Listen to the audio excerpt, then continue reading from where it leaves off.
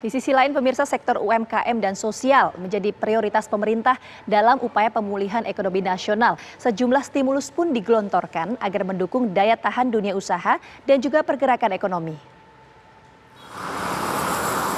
Sebagai bentuk respon atas penurunan aktivitas masyarakat akibat pandemi COVID-19 yang berdampak terhadap pertumbuhan ekonomi, pemerintah menghadirkan program pemulihan ekonomi nasional untuk mengurangi dampak COVID-19 terhadap perekonomian.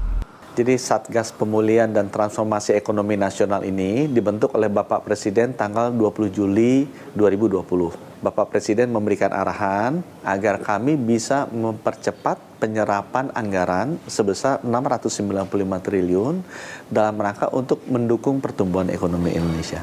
Sektor UMKM, sektor sosial, sektor kementerian, lembaga, dan Pemda, serta sektor korporasi. Jadi 4 sektor tersebut ditugaskan ke kami, diberikan beberapa program dan mata anggaran untuk bisa direalisasikan. Program pemulihan ekonomi nasional dikoordinasikan oleh Komite Penanganan COVID-19 dan Pemulihan Ekonomi Nasional atau Komite PCPEN yang membawahi Satgas Penanganan COVID-19 dan Satgas Pemulihan dan Transformasi Ekonomi Nasional.